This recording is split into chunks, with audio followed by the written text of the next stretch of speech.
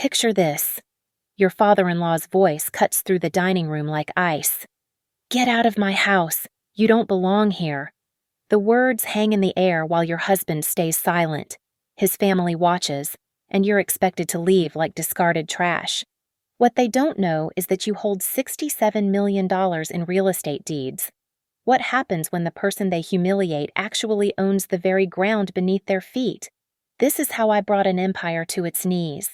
My name is Madeline Hart, and I've learned that silence at a dinner table can be louder than any scream. The mahogany dining table stretched between us like a battlefield that November evening, laden with Elaine's perfectly arranged china and crystal glasses that caught the chandelier's light. Steam rose from the roasted lamb, but the real heat came from the tension crackling through the air. I sat across from Richard Calloway, my father-in-law, watching his jaw work as he carved the meat with unnecessary force, each slice deliberate and violent. "Pass the wine," Richard commanded without looking at me, even though the bottle sat directly in front of me. His voice carried that particular tone he reserved for people he considered beneath him service staff, valets, and apparently, his son's wife of 5 years. I reached for the bottle, a modest Cabernet that Richard would later claim cost $300, but I knew came from the $20 section at Total Wine. As I poured, my hand remained steady despite the exhaustion weighing on my shoulders from another 14-hour day at Sterling Realty Group, where I managed portfolios that would make Richard's retirement fund look like pocket change. "Not too much," Elaine interjected, her perfectly manicured hand hovering near her glass. "Some of us have to watch our figures." Her eyes flicked to my plate, where I'd taken a normal portion, implying what she always implied, that I was somehow both too much and never enough for her precious son. Daniel sat beside me, scrolling through his phone, oblivious or perhaps deliberately ignorant to his mother's barb. My husband of 5 years had perfected the art of selective attention, especially when it came to his family's treatment of me. "The Richardsons are selling their place in Mount Pleasant," Richard announced, finally acknowledging my presence with a dismissive glance. "Maybe you could handle the listing, though I doubt your little company deals with properties of that caliber." I set down my fork carefully. "Sterling Realty Group handled the Waterstone development last quarter, $42 million in total sales. Assistant work doesn't count as handling." Richard smirked, taking a long sip of wine. "Anyone can fetch coffee and file paperwork." The lie burned, but I'd grown used to his assumptions. He'd never bothered to verify what I actually did, content with his fiction that I was some secretary who'd trapped his son.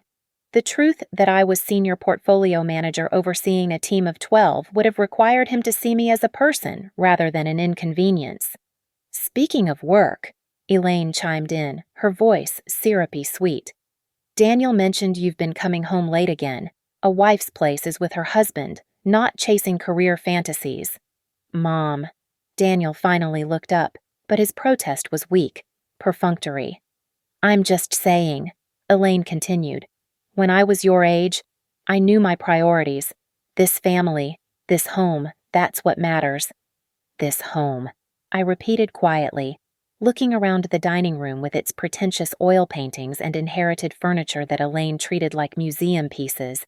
The irony was almost delicious, but I swallowed it along with my wine. Richard's face darkened. "What's that supposed to mean?" "Nothing. It's a beautiful home." "You're damn right it is," he snapped. 4 generations of Callaways have lived here. This house represents something you couldn't possibly understand: legacy, tradition, belonging. The word belonging hit its mark. As intended, Richard had been throwing that word at me for 5 years, reminding me that I was an outsider, a girl from Raleigh with no pedigree, no trust fund, no maiden name that opened doors. "Maybe if you focused less on your little job and more on giving us grandchildren," Elaine added, "you'd understand what belonging means." The room went silent. Even Daniel's thumb stopped scrolling. "Elaine," I began, my voice controlled despite the rage building in my chest. "I've told you before. Don't you dare lecture my wife in my house." Richard's voice thundered across the table. He stood abruptly, his chair scraping against the hardwood floor. "You walk in here with your bargain basement clothes and your state school education, acting like you deserve a seat at this table." "Richard," Daniel started. "Quiet. Son, I'm handling this." Richard's face was red now, the vein in his temple prominent. "I've watched you poison my son for 5 years, keeping him from his potential, dragging him down to your level." I stood slowly, my napkin falling to my plate. "My level. You heard me. You're nothing but a gold digger who got lucky." "Well, luck runs out." He pointed toward the door, his finger shaking with fury. "Get out of my house. You don't belong here. You never have, and you never will."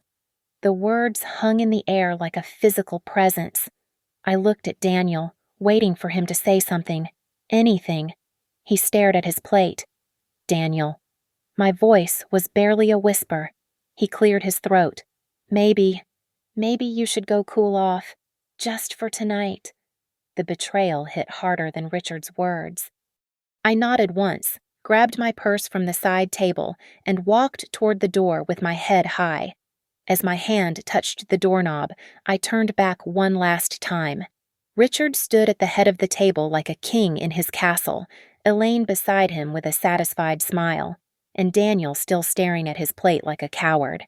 They looked so certain, so secure in their kingdom. "You're right about one thing, Richard," I said quietly. "Luck does run out." Then I walked out into the cold Charleston night, leaving them to their victory dinner, not knowing that I'd already won a war they didn't even know they were fighting. 5 years ago, I received a call that changed everything, though I'd never let anyone know it. It was a humid Tuesday in August when my phone rang at 11:45 a.m., displaying a Florida area code I didn't recognize. Uncle Theodore's lawyer spoke in measured tones, explaining that my great-uncle, a man I'd met exactly 3 times in my childhood, had passed away and left me his entire estate. Theodore Hart had been the black sheep of our family, a brilliant real estate developer who'd cut ties with everyone except, apparently, his memory of a niece who'd sent him hand-drawn Christmas cards until she was 12.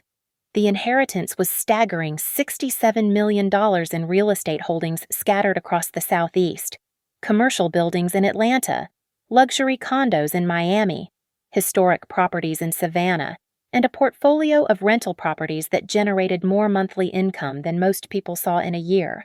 The lawyer explained it all through a labyrinth of trusts, shell companies, and legal structures that Theodore had meticulously constructed over 40 years.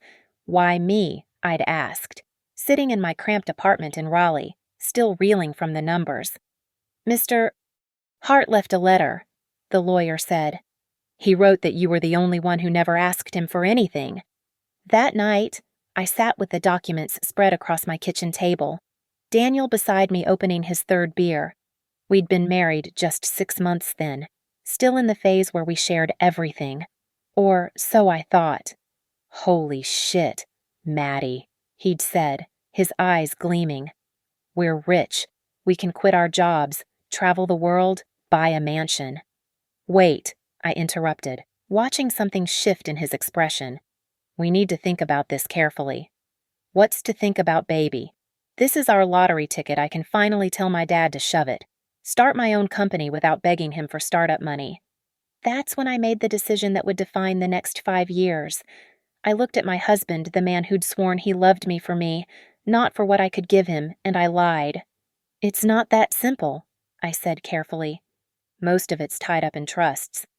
"I can't touch the principal, only the income, and that's modest. Maybe $30,000 a year after taxes." Daniel's face fell. $30,000, but you said $67 million. "In property values, yes. But Uncle Theodore set it up so it can't be liquidated. It's meant to be preserved, passed down. I'm basically just the caretaker." The disappointment in his eyes told me everything I needed to know. He sulked for weeks, made snide comments about my useless inheritance, and eventually seemed to forget about it entirely.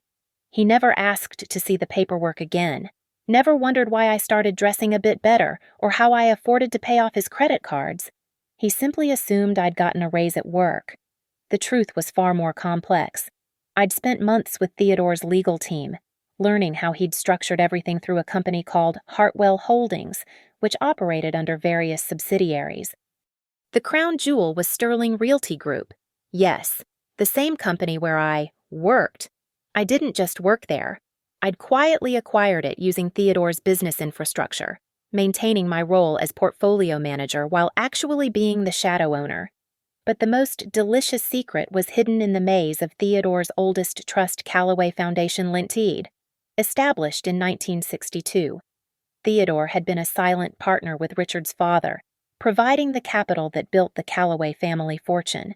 When the partnership dissolved, Theodore kept certain rights that had been forgotten in decades of paperwork, rights that included a reverter clause on the family estate if certain conditions weren't met. Ownership would revert to the trust. I discovered this 3 years ago while reviewing old documents. The conditions were arcane but specific. The property must remain in the Callaway family, be maintained as a primary residence. And here's the beautiful part. All property taxes must be paid by the Callaway estate itself. Except for the past 15 years, Richard had been paying those taxes through a company he owned, not from the family estate. A technical violation, but ironclad legally. I'd sat on this information like a dragon hoarding gold, renewing the dormant claim annually through my lawyers. Waiting. Part of me hoped I'd never need to use it, that Daniel's family would eventually accept me, that I could reveal my success and be celebrated rather than scorned. But as I learned more about the Callaway's finances, Richard's over-leveraged investments, his dependency on reputation rather than capital, the house being their only real asset, I realized why they clung so tightly to their perceived superiority. They were drowning in genteel poverty, maintaining an illusion of wealth through credit and borrowed time. Meanwhile, I lived my double life. By day, I was the working wife who bought groceries with coupons and wore clothes from Target. By night, I reviewed property acquisitions, signed deals worth millions, and built an empire that would have made Richard weep with envy. I attended board meetings via video calls, always careful to blur my background, using my maiden name for all business dealings. The hardest part was not the deception itself, but watching how readily everyone believed it. Daniel never questioned why I had insights into real estate trends that proved uncannily accurate. Richard never wondered how I could speak so confidently about market values. Elaine never noticed that my bargain basement clothes were actually understated designer pieces. They'd cast me in a role the nobody from nowhere and couldn't see past their own narrative. Every insult, every snide comment, every dismissive glance only strengthened my resolve. I wasn't waiting for revenge. I was waiting for justice. The difference, I'd learned from Uncle Theodore's letter, was patience. Power, he'd written in his spidery handwriting, isn't about what you can take. It's about what you can give and what you can withhold. Never show your hand until you're ready to take the entire pot. Tonight, as I sat in my car outside the Callaway estate, watching the lights in the dining room windows, I pulled out my phone and scrolled through my banking app. The numbers were beautiful in their simplicity. Acquisition pending for Callaway Foundation Linteed. Final review scheduled for next month. Richard thought he'd banished nobody from his kingdom. He had no idea he'd just exiled his landlord. The drive home that night felt endless, though it was only 20 minutes to the house Daniel and I shared in West Ashley. I sat in the driveway for a long moment, watching our bedroom light flicker on. He was home. Of course he was home, probably already crafting his excuse for why he hadn't defended me. I found him in the kitchen, making himself a sandwich as if this were any other night. He looked up when I entered, his expression caught between guilt and annoyance. "You're back," he said flatly. "Look, Maddie, you know how my father gets. You shouldn't have provoked him." Provoked him? I set my purse down carefully, noting how he wouldn't meet my eyes. By existing, by talking back. You know he hates that. Daniel took a bite of his sandwich, chewing slowly.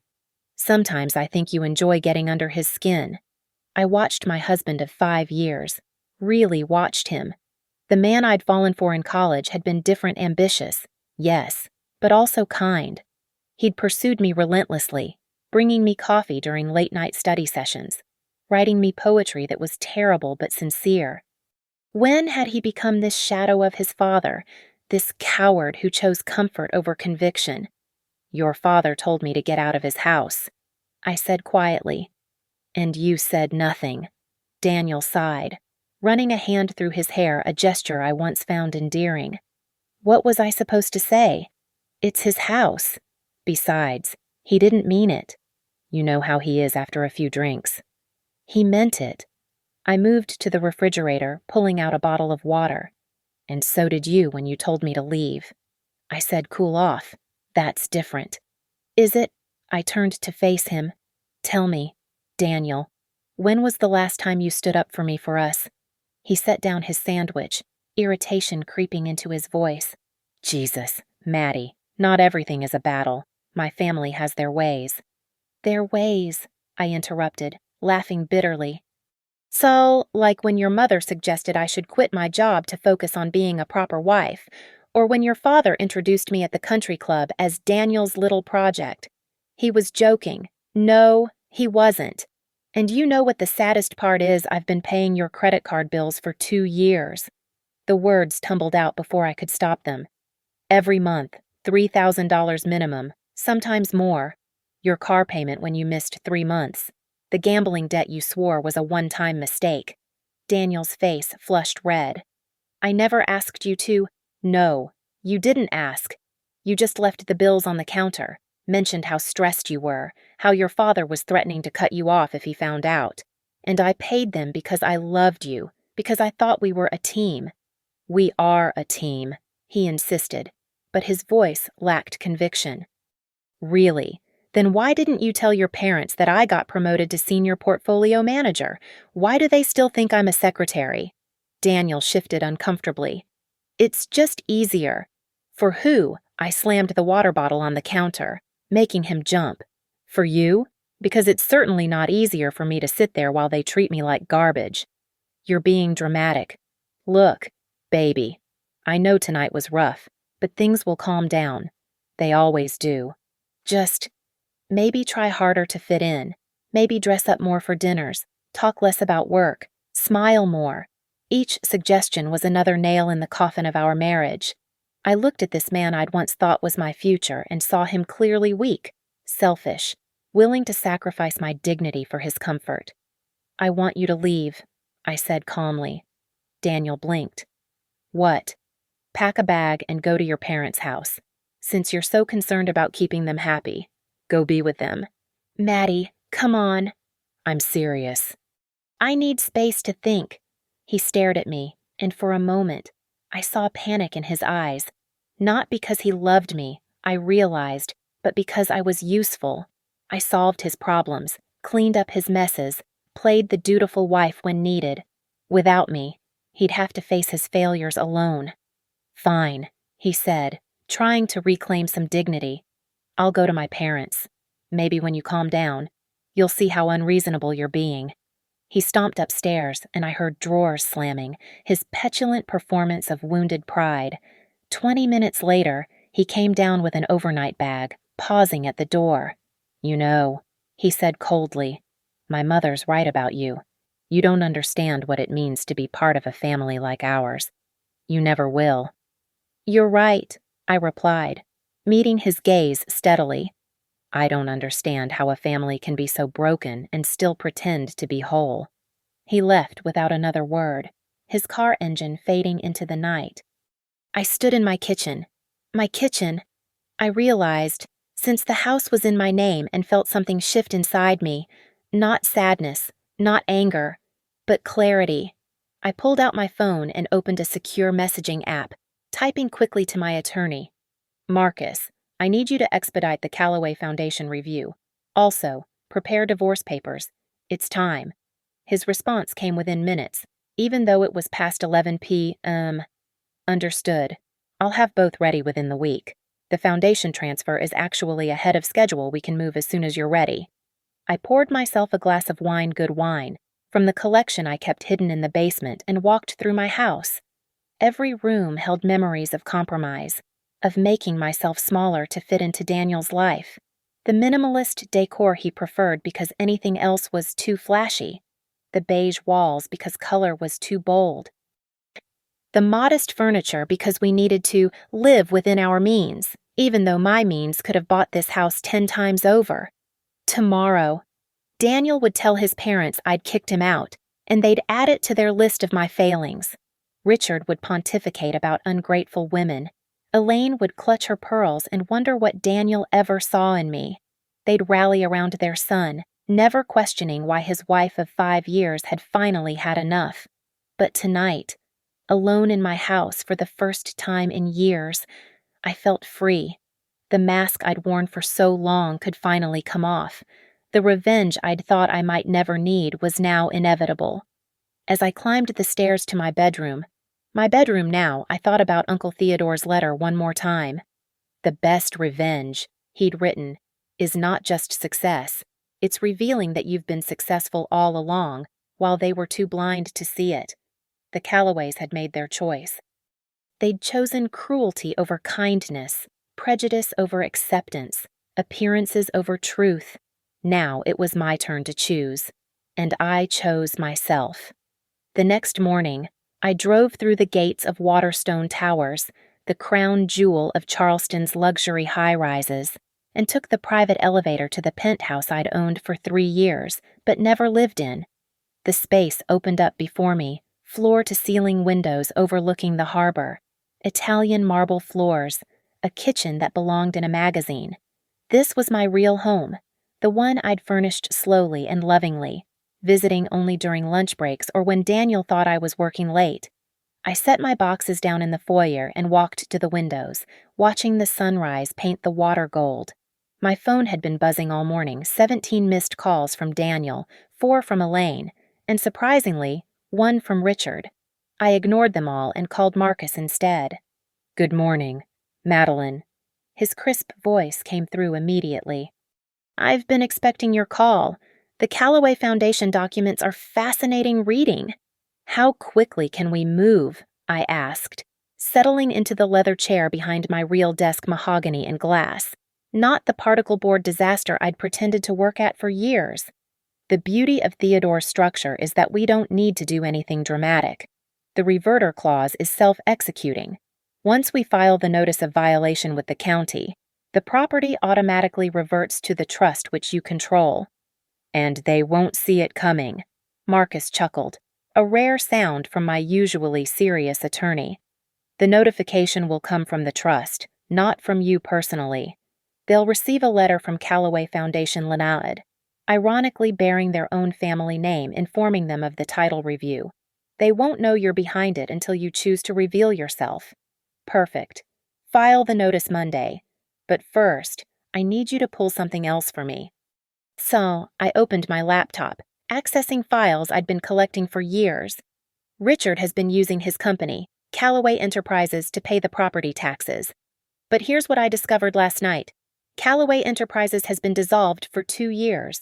He's been paying taxes through a non-existent entity. That's tax fraud," Marcus said slowly.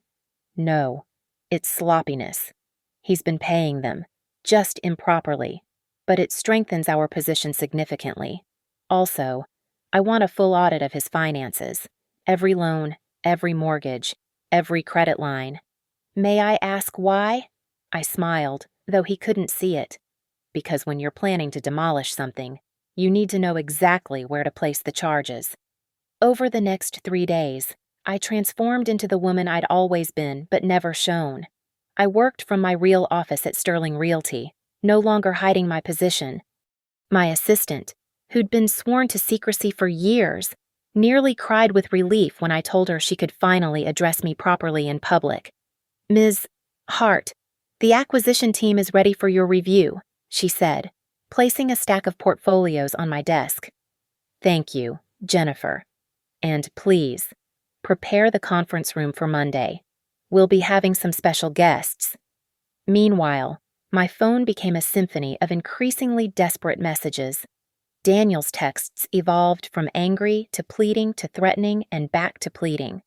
Elaine left voicemails about the importance of marriage vows. Even Richard's single message was telling, "We should discuss this like adults." On Thursday, Marcus called with an update that made me laugh out loud. "Richard Calloway has been scrambling," he reported. "He's trying to refinance the house, but every bank is declining. Turns out, he's leveraged to the hilt. The house is the only real asset he has left, and he's been using it as collateral for multiple business loans, which become immediately due if he loses the house." I mused. Exactly. Madeline, I've seen hostile takeovers, but this is art. That evening, I met with my trusted advisor, Patricia Hartwell, the only person besides Marcus who knew the full scope of my holdings. She was Theodore's former partner, a silver-haired woman who could buy and sell half of Charleston without blinking. "Your uncle would be proud," she said, raising her martini in a toast. "He always said the Calloways were parasites, living off his father's initial investment while claiming they built everything themselves." "Tell me more about that," I said. Leaning forward, Patricia smiled. Richard's father, William, was a mediocre businessman with good connections. Theodore provided 90% of the capital for their first development, but William structured the deal to seem like the primary investor. When they split, Theodore kept quiet ownership stakes in several properties, including the family estate. He never exercised those rights, said he was saving them for something special. And he left them to me, to the only person who never wanted his money. Patricia confirmed. "He saw something in you, Madeline. The same thing I see: patience, intelligence, and the ability to play a very long game." Friday afternoon. I stood in my penthouse, watching storm clouds gather over the harbor. My lawyer had called with the final piece of the puzzle. Daniel had been having an affair. The investigator had photos, credit card receipts, hotel bookings going back 8 months. The bitter irony wasn't lost on me while I'd been secretly wealthy. He'd been secretly unfaithful. I poured myself a glass of champagne and opened my laptop to review the plan one more time. Monday. File the notice of title review with the county Tuesday. The Calloways received their first letter. Wednesday. Sterling Realty announces its newest acquisition. Thursday, divorce papers filed Friday. The reveal, each piece was perfectly positioned. Every move calculated. Richard had given me the perfect opening with his cruelty, and Daniel had given me the perfect excuse with his betrayal. They'd painted me as the villain in their family drama, never realizing I was actually writing the entire play. My phone rang another call from Daniel. This time, I answered. "Maddie, baby, please." He started immediately. "My dad is going crazy. He's talking about hiring lawyers, says you're trying to destroy our family. Whatever you're planning." "I'm not planning anything," I said calmly. "I'm executing. There's a difference." "What are you talking about?" "You'll find out soon enough." "Oh, and Daniel. That girl you've been seeing at the Marriott every Tuesday, the one from your gym. You might want to tell her you're about to be single and broke. I'm sure she'll be thrilled." The silence on the other end was delicious. "How did you—" I hung up and blocked his number. Then I called the moving company I'd hired to pack up the rest of my things from the West Ashley house. By next week, every trace of me would be gone from that life, and my real life would finally begin. Standing in my penthouse, surrounded by my truth, I raised my glass to the storm rolling in over Charleston. The Calloways thought they'd weathered the worst when they threw me out. They had no idea the hurricane was just making landfall. Monday arrived with the kind of pristine Charleston morning that made the city look like a postcard. I sat in my office at Sterling Realty, watching through floor-to-ceiling windows as Marcus's paralegal walked into the county clerk's office at exactly 9 a.m. to file our notice. By 9:15, the fuse was lit. The first call came at 11:43 a.m. "Ms. Hart," Jennifer announced through the intercom. "There's a Richard Calloway demanding to speak with someone about a property review. He seems agitated. Tell him our legal department will be in touch," I replied smoothly, returning to my acquisition reports. By Tuesday afternoon, the calls had multiplied exponentially. Richard had received the first letter from Calloway Foundation Limited. A professionally worded notice about a routine title review and potential discrepancies in the ownership chain. The language was deliberately vague, bureaucratic enough to be concerning, but not specific enough to act upon. Daniel showed up at Sterling Realty's lobby at 3:20 p.m., disheveled and desperate. Security called up to my office, and I watched him on the camera feed, pacing like a caged animal. "Let him wait 20 minutes, I told security. "Then tell him I'm in meetings all day." Wednesday brought escalation. Elaine called my personal cell phone, the number she'd never bothered to use in 5 years of marriage, to her son. "Madeline, dear," she began, her voice dripping with false sweetness. "There seems to be some confusion about the house. I'm sure you can help clear this up." "I'm not sure what you mean, Elaine." "Don't play dumb with me," she snapped, the mask slipping immediately. "Richard received another letter this morning. Something about tax payments and corporate entities. This has your fingerprints all over it. I handle hundreds of property transactions. Elaine, you'll need to be more specific." "You vindictive little—" She caught herself. "We know you're behind this somehow. Richard has friends, powerful friends. You're playing a dangerous game." "The only game I see," I said evenly, "is the one where your family has been playing house with property they don't properly own." "But please, do have Richard call his friends. I'm sure they'll be fascinated to learn about his financial situation." She hung up on me, which was really quite rude. By Thursday, the panic had set in properly. Marcus forwarded me an email from Richard's attorney, a blustering threat about lawsuits and defamation, demanding immediate cessation of all actions related to the Callaway estate.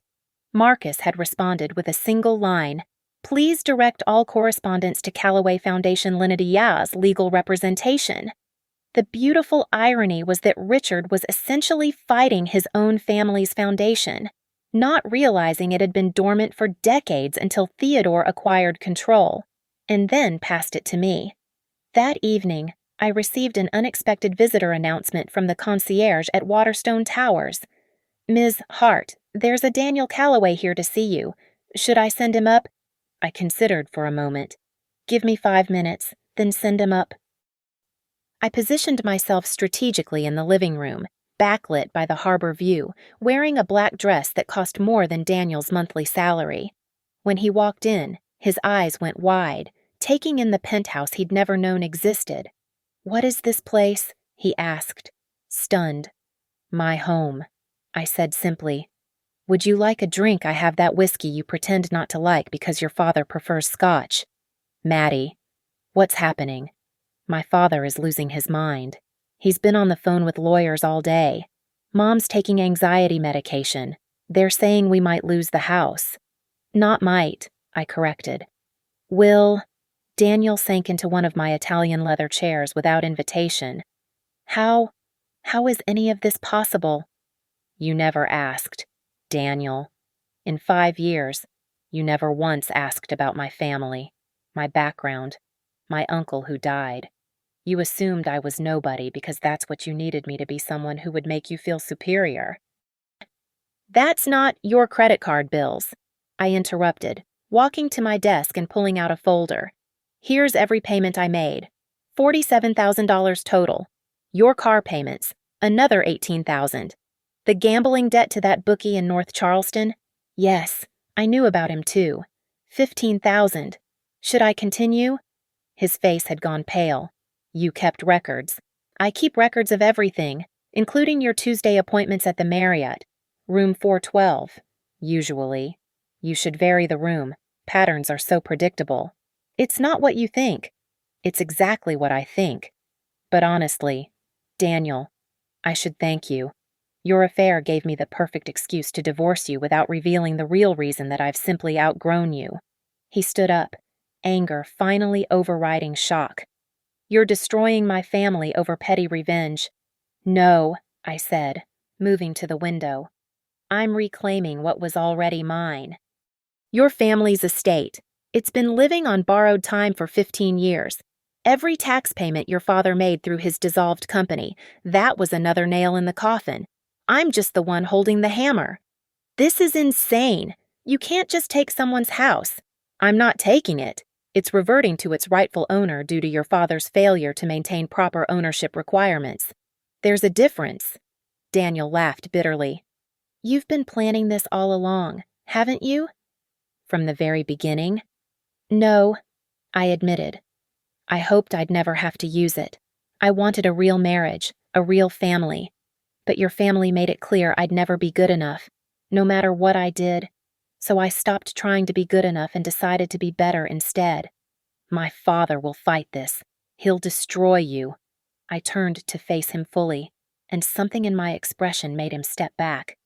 Your father is broke, Daniel. Those powerful friends, they've already distanced themselves. 3 of them called me this week asking about investment opportunities. Your family name means nothing without the money to back it up, and the money is gone. You're lying. I picked up my phone and showed him a message from Patricia Hartwell. Richard's last 3 loan applications denied. Callaway Enterprises bankruptcy filing expected within weeks. Daniel stared at the screen, the fight draining out of him. What do you want, money and apology? I wanted a husband who loved me, I said quietly. But that ship sailed. Now I just want what's mine. He left without another word, shoulders slumped in defeat. As the elevator doors closed behind him, I felt the last thread connecting me to that old life snap clean. Tomorrow would bring the final act. Richard's party, the one he'd been boasting about for months, where Charleston's elite would gather to celebrate his business acumen. He had no idea he'd be hosting his own funeral. I picked up my phone and texted Marcus. Confirm the process server for tomorrow evening, 8:30 p.m. Exactly. His response was immediate. Confirmed. The paperwork is perfect. Madeline. They won't know what hit them. I poured myself a glass of wine and stood at my window, watching the lights of Charleston twinkle below. Somewhere out there, the Callaways were scrambling, making desperate calls, trying to understand how their kingdom had crumbled so quickly. They still didn't know the Queen had been living among them all along. Friday evening arrived dressed in perfect Southern-style warm breeze, golden sunset, and the kind of atmospheric lighting that made even tragedy look elegant.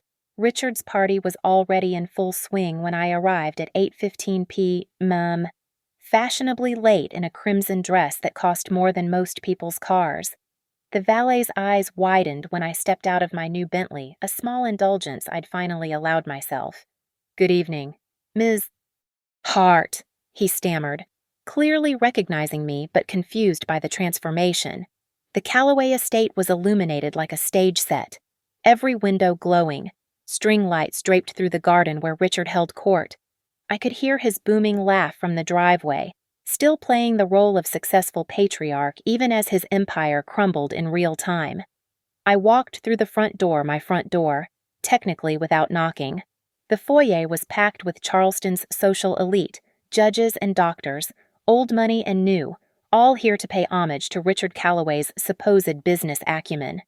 Madeline Margaret Phillips, one of Elaine's garden club friends, nearly dropped her champagne.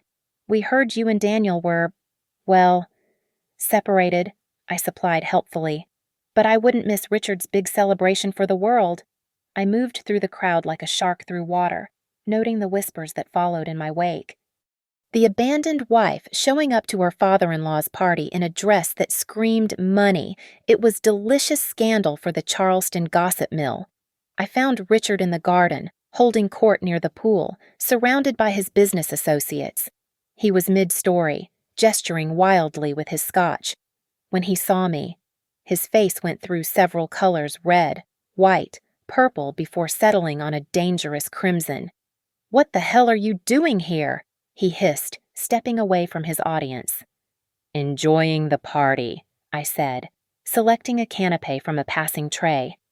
"Beautiful evening for it, though I heard you've been having a stressful week. You little—" He grabbed my arm, and I let him, knowing that at least a dozen people were watching. "I know what you're trying to do. It won't work." "Richard," Judge Harrison approached, having noticed the grab. "Everything all right here?" Richard released me immediately, forcing a smile. "Just a family discussion, Tom. Nothing to worry about." "Ms. Hart? The judge nodded to me with genuine warmth. I heard wonderful things about your presentation at the Commerce Board last month. Brilliant analysis of the waterfront development potential. Richard's eyes darted between us. You know each other. Madeline's been advising my investment portfolio for 2 years, Judge Harrison said. One of the sharpest minds in Charleston real estate. You must be proud to have her in the family. The irony was so thick you could spread it on toast. Richard managed something that might have been a smile if you squinted. Yes, proud. 8:25 p.m. I positioned myself strategically near the garden's entrance, where everyone could see what was about to happen. Daniel appeared at my elbow, drunk already, his tie askew. Come to gloat, he slurred. Come to conclude our business. I corrected. 8:28 p.m. Elaine's shrill laugh cut through the party noise as she regaled her book club with some story about their European vacation, the one I knew they'd maxed out 3 credit cards to afford. 8:29 p.m. Richard raised his glass for a toast. Friends, thank you for joining us tonight. 8:30 p.m. Exactly. Richard Calloway. A man in a sharp suit entered the garden, briefcase in hand. Yes. Richard lowered his glass, confusion flickering across his face. I'm James Morrison from Morrison, Krinsky, and Associates, representing Calloway Foundation Limited. I have documents requiring your immediate attention regarding the property at this address. The silence was instant and absolute. Every conversation stopped. Every glass paused mid-sip. Every eye focused on the scene unfolding like a perfectly choreographed play. This is a private party. Richard blustered. How dare you? Sir, these documents are time-sensitive. Morrison was a professional. I'd paid extra for someone who wouldn't be intimidated. They concerned the immediate transfer of property ownership due to violations of the original trust agreement. What trust agreement? Richard's voice had gone up an octave. Morrison opened his briefcase with practiced efficiency, pulling out a thick folder. The 1962 partnership trust between William Calloway and Theodore Hart, which includes specific provisions for this property. Due to improper tax payments through a dissolved corporate entity for the past 15 years, the reverter clause has been triggered. This is insane! Richard snatched the papers, his hands shaking as he read. This can't be legal. I assure you, Mr. Calloway, everything has been thoroughly reviewed by the state. The property title officially reverted to Calloway Foundation Limited as of 5 p.m. today. You have 30 days to vacate the premises. 30 days! Elaine's voice cracked as she pushed through the crowd. This is our home. 4 generations of Calloways have lived here. And now it returns to its rightful owner, Morrison said calmly. He turned to scan the crowd, his eyes landing on me exactly as planned. Ms. Hart, as the controlling beneficiary of Calloway Foundation Limited, would you like to address any questions? The revelation rippled through the crowd like a stone dropped in still water. Every head turned to me, standing there in my crimson dress like an avenging angel. Richard's face went from red to white so fast I thought he might faint. You're behind Calloway Foundation. I stepped forward, my heels clicking on the stone patio with measured precision. The foundation was established by your father and my great-uncle Theodore. When Uncle Theodore died, he left his interest to me. I've simply been exercising my fiduciary duty to ensure all trust provisions are properly maintained. You conniving bitch!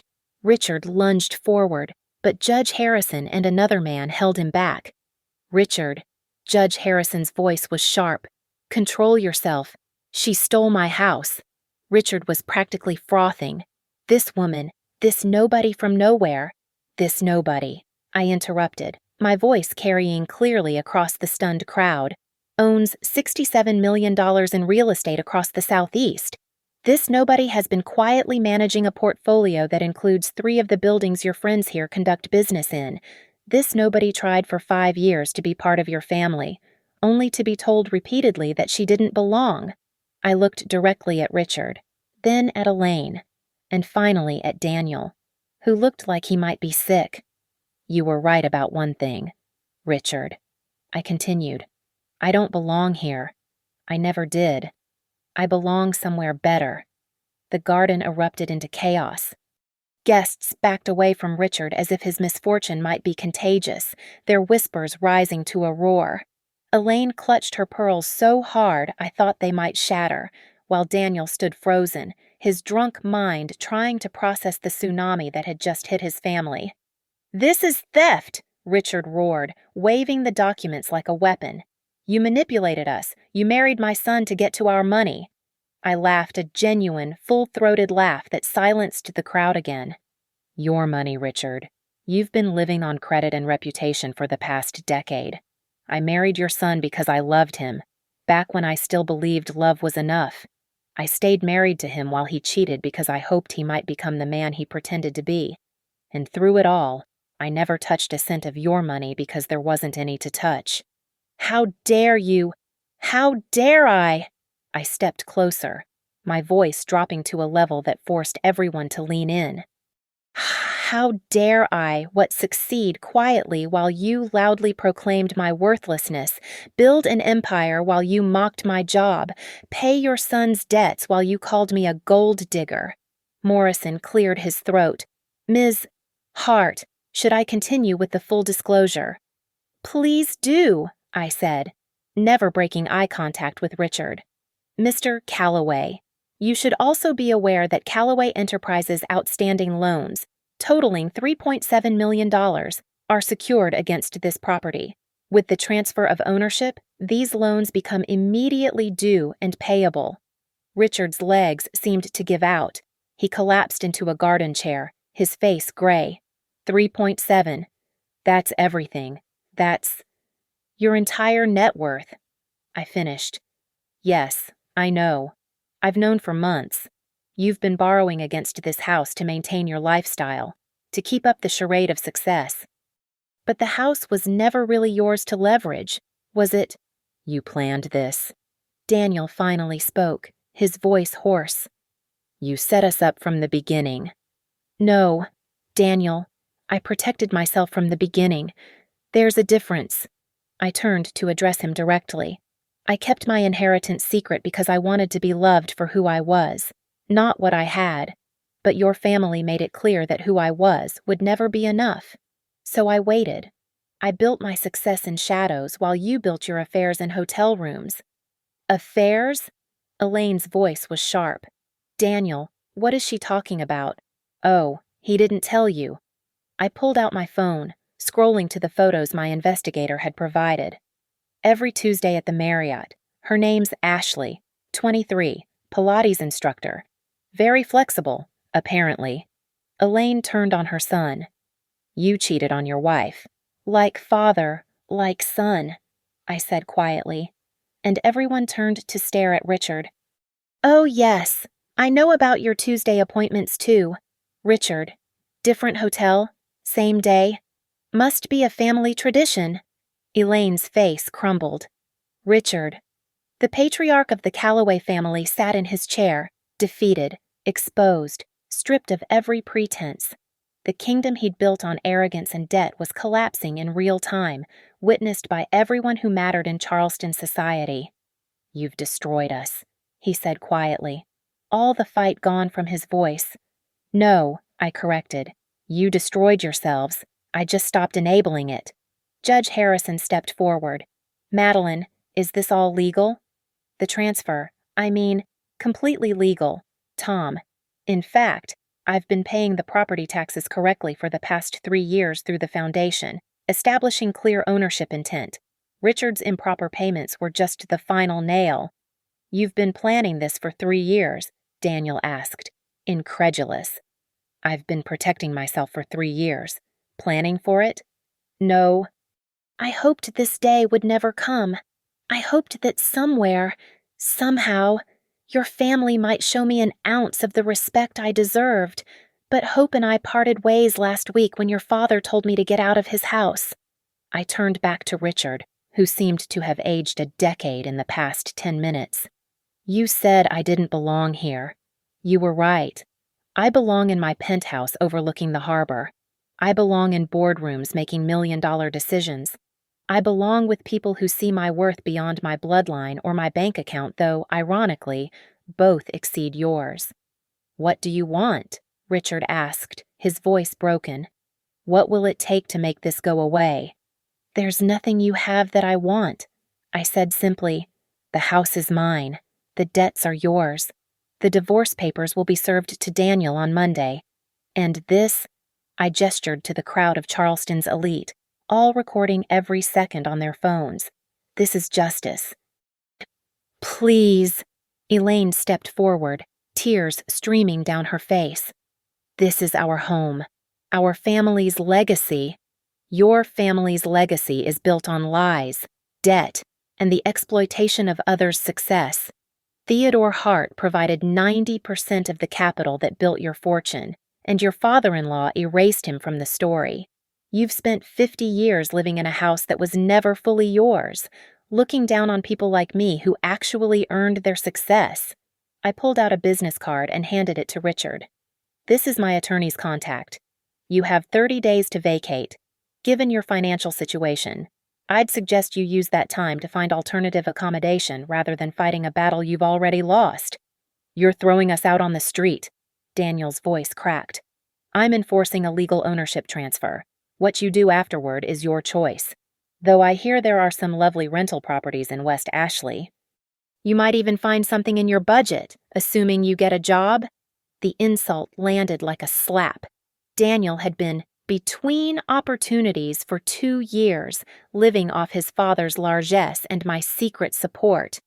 "This isn't over," Richard growled, some of his anger returning. "I have friends, connections." "Had?" I corrected. "You had friends. You had connections. Check your phone." "Richard, see how many of those friends are returning your calls now that the news is out. Charleston society loves a winner, but they abandon losers faster than rats fleeing a sinking ship." As if to prove my point, several guests were already making excuses to leave, avoiding eye contact with the Callaways as they fled the scene of social destruction. Morrison closed his briefcase with a decisive snap. "My business here is complete. Mr. Callaway, Mrs. Callaway, Mr. Callaway Jr., you'll receive additional documentation by certified mail tomorrow. Good evening." He left, and I prepared to follow, but Richard's voice stopped me. "Why?" he asked, and for the first time since I'd known him, he sounded genuinely confused. "You had all this money, all this power. Why hide it? Why let us treat you that way?" I turned back one last time. "Because I wanted to be loved for who I was, not what I had. But you couldn't even manage that. You looked at me and saw nothing of value because I didn't come with a pedigree or a trust fund you knew about. You never once tried to know me. The real me." "If we had known," Elaine started, "if you had known, you would have treated me differently for all the wrong reasons. That's the point. Character isn't how you treat your equals, Elaine. It's how you treat people you think are beneath you." I walked through the garden one last time, my heels clicking against the same stones where I'd been humiliated countless times at family gatherings. The remaining guests parted like the Red Sea, some nodding with newfound respect, others whispering behind manicured hands. The Callaway dynasty had fallen in less than 15 minutes, and Charleston would be talking about this night for decades. As I reached the front door, Daniel made one last desperate attempt, grabbing my wrist. "Maddie, please. We can work this out. We're still married. That has to mean something."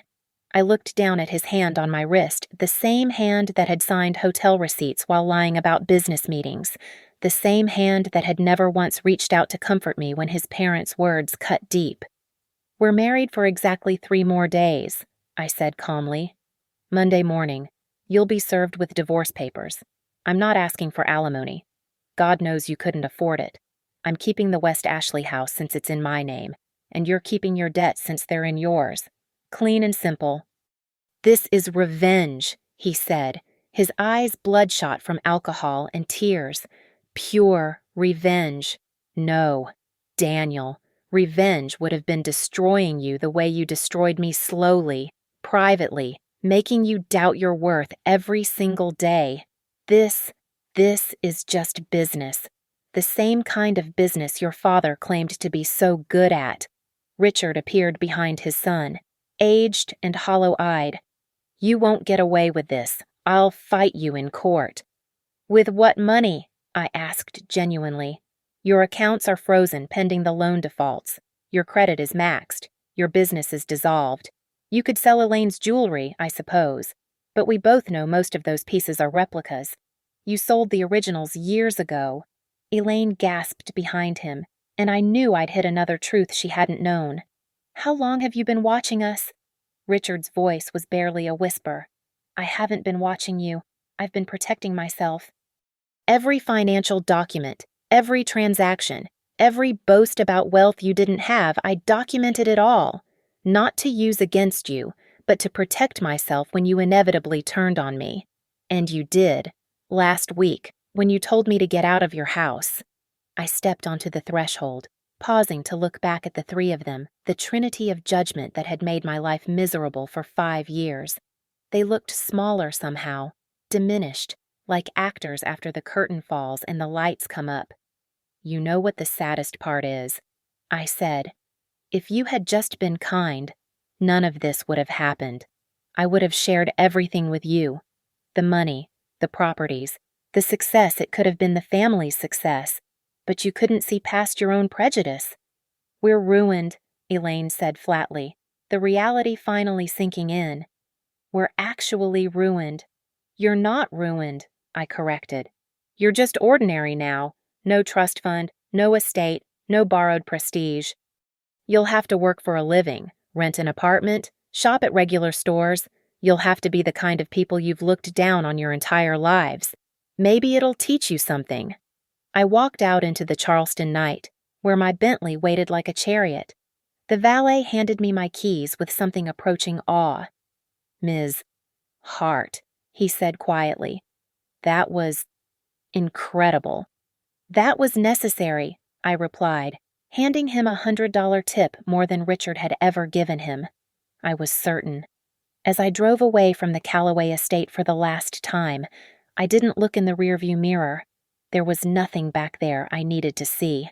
My phone buzzed with messages from Patricia Hartwell congratulating me, from Marcus confirming the property transfer was complete, from Jennifer telling me that 3 major developers wanted meetings on Monday. But I ignored them all and drove to the harbor, parking at the spot where Daniel had proposed 6 years ago. The memory felt like it belonged to someone else, a naive girl who thought love could overcome anything, who believed that good intentions were enough. I stood at the railing, looking out at the dark water, and let myself feel everything, the anger, the sadness, the relief, and yes, even the satisfaction. Richard was right about one thing. This was revenge, but it wasn't revenge for being poor or unconnected. It was revenge for the assumption that I was less than human because of it. My phone rang. Marcus.